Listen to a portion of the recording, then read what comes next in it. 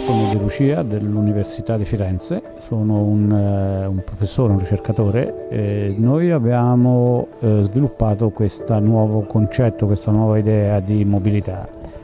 Il concetto è che essenzialmente la maggior parte dei trasporti urbani, cioè quelli che poi creano il grosso traffico nelle città, vengono fatte perché la gente gira praticamente con una sola persona in macchina, quindi sono dei veicoli monoutenti. Il veicolo monoutente per eccellenza è una bicicletta, di fatto quella più vecchia, più antica, e tutte le esperienze che sono state fatte finora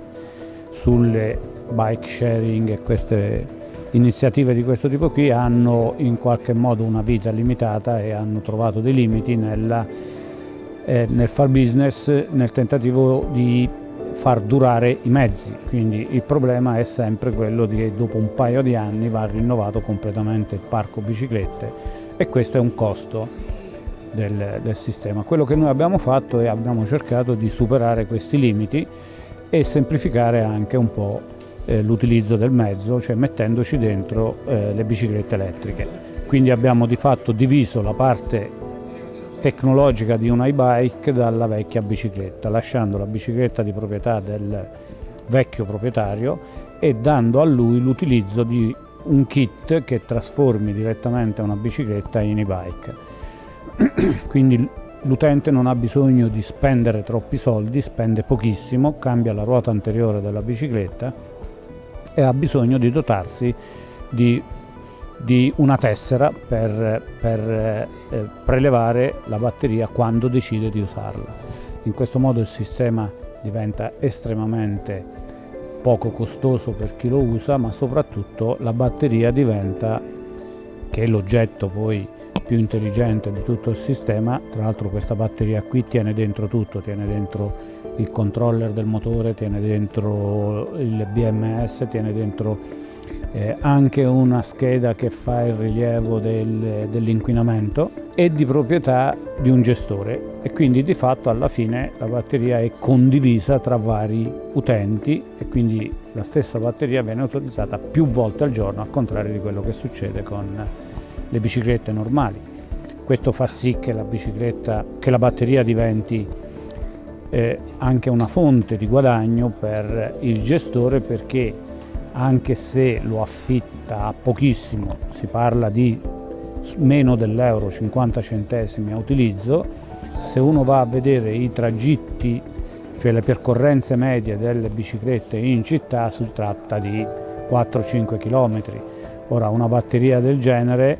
che è una anche di piccola capacità, ha una possibilità di far muovere una bicicletta per quasi 30 km. Questo vuol dire che con una ricarica teoricamente un certo numero di utenti possono usufruire della stessa batteria, quando normalmente invece l'utente singolo cosa fa? Di proprietà la prende, la porta a casa, poi la ricarica. In più in questo modo si leva anche il problema annoso delle biciclette rubate, di tutte queste cose qui, perché di fatto alla fine la bicicletta è di proprietà e l'unica cosa tecnologica è tutta inglobata dentro la batteria, la quale viene restituita, ricollocata in un armadietto da cui uno lo preleva e lo rilascia quando ha finito di usarla. Il kit di trasformazione dovrebbe essere abbondantemente sotto le 200 euro. Questo brevetto qui è stato portato avanti grazie a qualcuno che ci ha creduto e ci ha finanziato, quindi è stata una fondazione di fatto alla fine che ci ha dato un po' di soldi,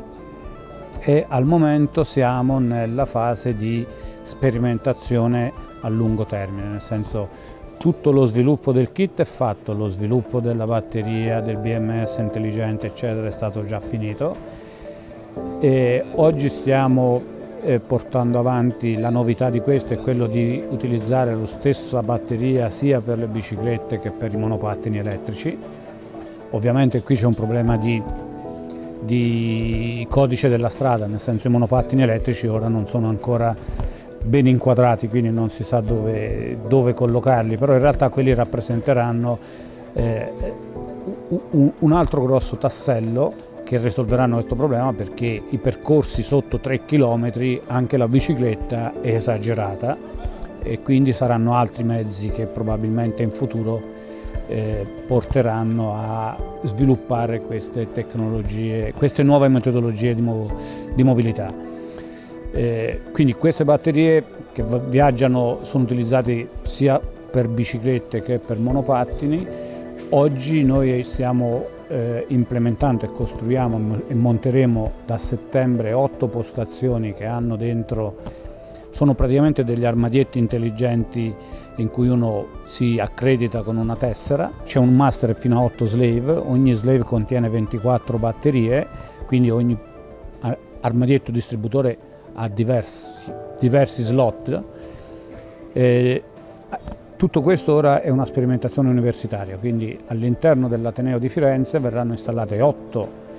postazioni di distribuzione, qualcuna di queste è pubblica, quindi in realtà ci potrà accedere anche gente che non sono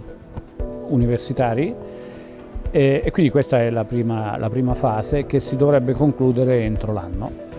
Nel frattempo, questa è una novità,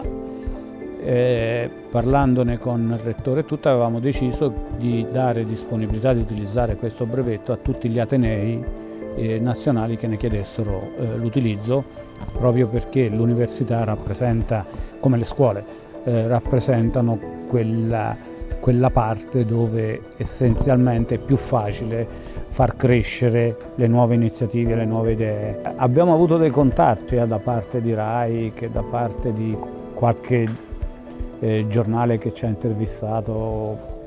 insomma sono state cose un po' sporadiche, non è stata